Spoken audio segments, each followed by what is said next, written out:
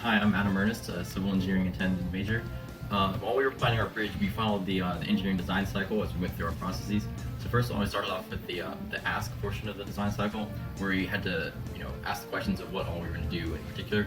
Had to make sure we met all the criteria, which we'll cover more later, such as collapsing or being able to put together in 60 seconds, weighing under 5 pounds, spanning 5 feet, holding 60 pounds, etc.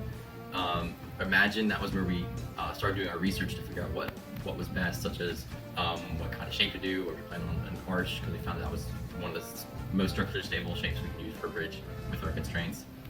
And then we started planning, where we went to the store, planned out what materials we were going to get, made a budget, so how much money we could allocate to what resources, create, and that's where we actually started building the bridge itself. We knew we had to have the technical components of collapsibility, where we used dowels, which we'll discuss more later as well. And then we finished out with the improvements that we think that we knew we needed to have, such as where our bridge weighed too much, we had to improve it by cutting off some weight with the saw. Different things like that to improve the overall look of the bridge. And thanks to following these aspects of the design cycle, we were able to have a good finished product that worked well at FEDD and fared well in the actual competition. Hello, I'm Bailey Walston. I'm pursuing an industrial engineer major. And so what design challenges did we face while building this bridge? And there's actually quite a few. And so the first challenge we had was deciding what material to make the bridge out of. And when we were at the hardware store picking up which materials we would use, a couple team members thought that we should use metal, and then a couple thought that we should use wood. But originally we were worried that if we used metal, it would push us over the weight limit. And it also would be hard to cut. And so as a team, we debated a little bit, and then we decided that wood would be the best material to make our bridge out of, because it was easy to cut, easy to use, and it was a lot cheaper and it did not weigh as much. So then the next challenge we had was weight. Our bridge had to be under 5 pounds in total. And so when we finished it at the beginning, it was like, I think 7 pounds. And so our original idea was to drill lightning holes in it, basically just take out chunks of the wood. But we realized that first off, we didn't have the materials to do that. It was going to be really time consuming. And then second off, if you drilled holes into it, it made the wood a little bit weaker. It kind of like degraded the structural integrity.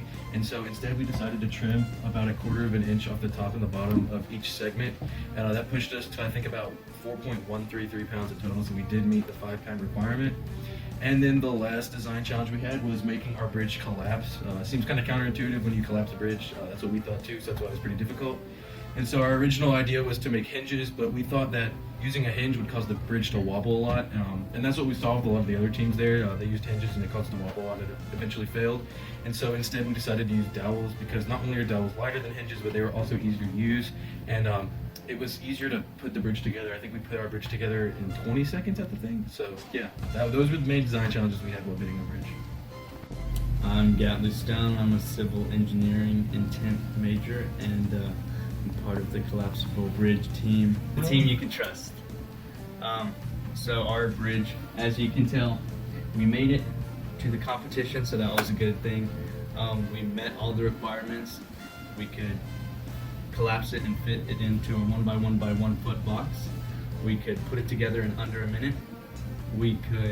It weighed under 5 pounds, and that was all the requirements that we met. We didn't use PVC, so that was good. And then so a lot of the other team members, they decided to start off with a 25 pound plate, but we went up by 10s because we didn't think ours would make it that far. And then so we got to 20 pounds, whereas a lot of other groups they had 0 because they started off with 25. So we got 20 pounds. We finished probably slightly above mid-tier. Hi, I'm Byron Chi. I'm electrical and computer engineering intended, and I'm one of the team members of the team you can trust for the collapsible bridge project.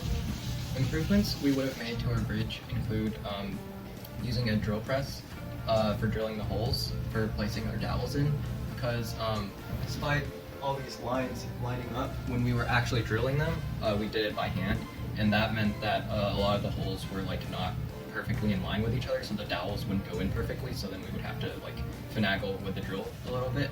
But in the future, if we were to do this again, we would have used a drill press and a jig to make sure that all the angles and the holes were exactly lined up the way they needed to be. That way all the pieces would fit better together. Additionally, rather than using wood, we would probably end up just going with metal because its strength far outweighs the cost and weight and also money, as we saw in other projects at FEDD.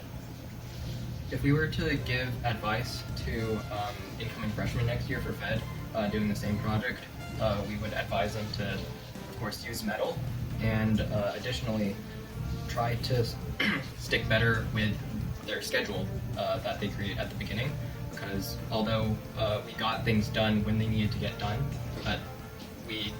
if we had stuck better to our schedule, we would have been more prepared and could have made more corrections to our bridge to make it better.